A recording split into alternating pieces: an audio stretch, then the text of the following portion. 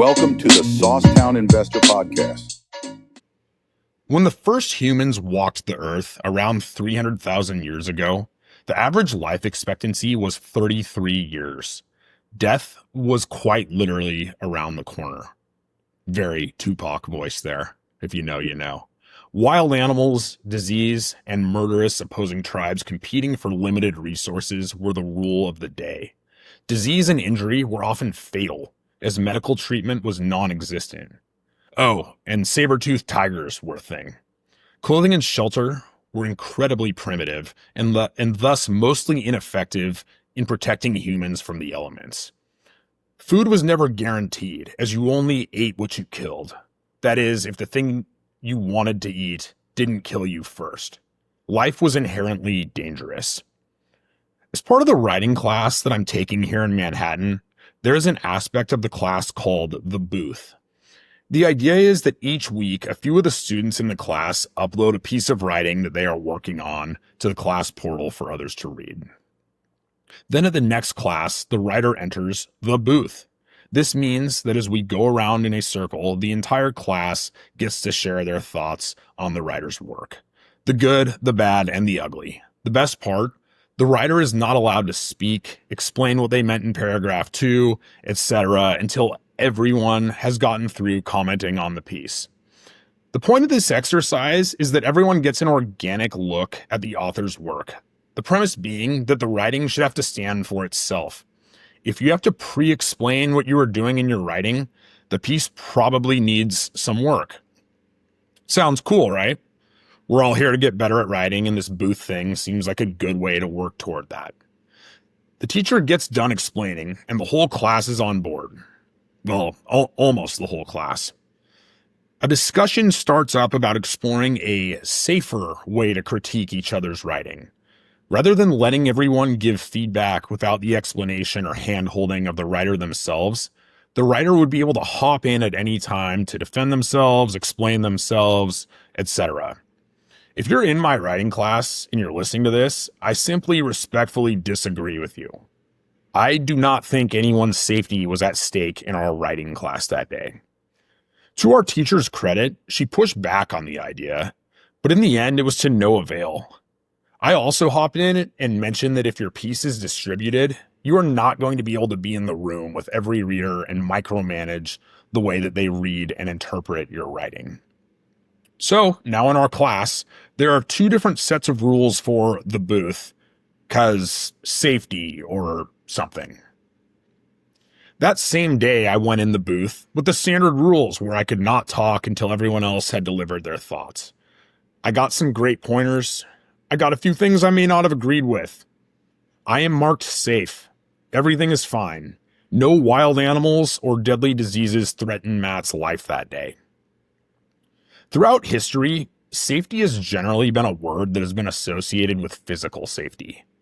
Think the predators and hostile tribes referenced in paragraph 1. Sticks and stones, you know the rest. You can agree with someone, you can think they're an asshole, but their words are probably not making you unsafe. Needless to say, if someone is literally threatening violence against you, then that is an exception. If someone is threatening violence against your carry-on sentence in your writing class, it's probably not. Another exception I should point out is related to people who have been through real trauma. If you've been through a truly traumatic situation, sometimes words can feel unsafe if they bring up past memories of said situation. Note, trauma is another word that is often twisted well beyond its original scope. The word trauma typically refers to events like serving in a war or being a victim of an assault. Someone saying something you don't like or not being nice to you on the playground one time is not typically associated with trauma. Much of the pivot from physical safety to everything safety can be attributed to the rise of microaggressions. The term was actually created in the 1970s by Harvard professor Dr. Chester Pierce. It was originally used to describe subtle or even unintentional insults that Black Americans faced. Hey guys, we're taking a quick break, but before we get back into it, if you're enjoying this episode, make sure to like, share, and subscribe. It really helps us to keep bringing you more valuable content. And if you're on Apple Podcasts or Spotify, don't forget to leave a review. Please, it makes a huge difference. All right, let's get back to it. Think of the classic, he's very eloquent, that your grandpa delivers, that everyone knows actually means he's eloquent for a black person. This stuff is, of course, very real and is worth being aware of. It's a bit of a know it when you see it concept, and it's very hard to provide an exact definition for what qualifies as a real microaggression. The problem lies in the fact that the term has been bastardized into, if I squint hard enough, I think I'm offended, or dare I say, unsafe. In psychology, this concept is called hostile attribution bias. For example, you might walk into a room where two people are laughing and immediately assume that they are laughing at you. I see it in real estate where so many people's default setting is that everyone is trying to screw them at every corner. Not a fun way to live. Professor Jonathan Haidt's bestseller, The Coddling of the American Mind, presents the idea of the three great untruths. The first one is called the untruth of fragility. What doesn't kill you makes you weaker. We're stronger than we think. Exposure to challenges and stressors actually helps us develop skills and makes us stronger. Sheltering ourselves from anything bad or that we don't agree with makes us into fragile beings. You're not unsafe. You're just in a situation where everything isn't playing out precisely how you want it to. Welcome to planet Earth. Number two, the untruth of emotional reasoning. Always trust your feelings, which is what we're told, and it's not true. It doesn't matter what was said or what actually happened. All that matters is how it made me feel. Guys, relying solely on emotions leads to irrational thinking and distortions of reality. We begin to interpret statements as safe or dangerous instead of true or false. Number three, the untruth of us versus them. The idea is that life is a battle between good people and evil people. We see this constantly in the form of victim versus oppressor. The perceived weaker party is often assumed to be good, while the stronger is the oppressor. Oversimplifications invite twisted versions of reality. We cannot discuss microaggressions without discussing college campuses. Perhaps the most damaging part of the microaggression movement is that it removed intent from the equation. It no longer mattered what the speaker was saying. All that matters is how it made us feel. Back to untruth number two, the untruth of emotional reasoning. In 2015, at Claremont McKenna College, a Latina student named Lisette Espinoza wrote a piece in the school newspaper about how students of color felt unsupported at the mostly white university.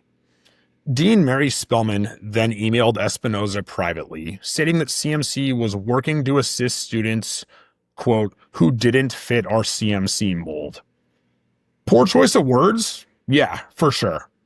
Espinoza interpreted the wording as suggesting that students of color did not naturally fit at CMC. Naturally, instead of responding to the email or even setting a meeting, she did the grown-up thing and shared the email across social media to spark mob outrage across campus over a poorly worded email. Despite Spellman's efforts to explain herself, she was forced to resign. Cancel culture and victim versus oppressor in action. Was Dean Spellman's intent to tell Espinoza she wasn't a fit? I can't get inside her head, but it's doubtful.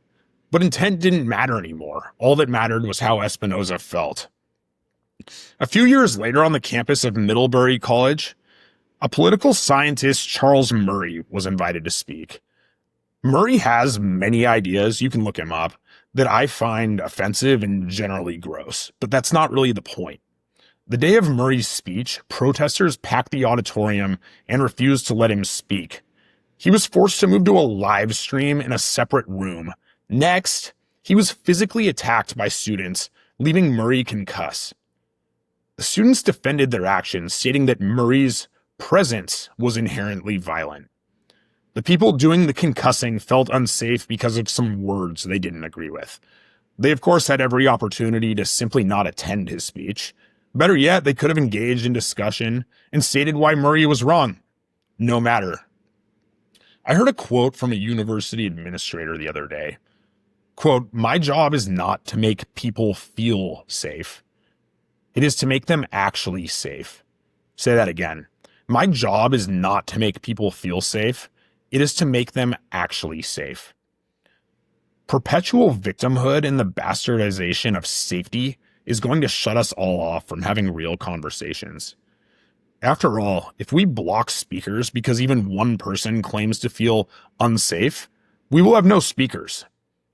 We will also have no friendly or spirited debate among friends or even different sides of the political aisle.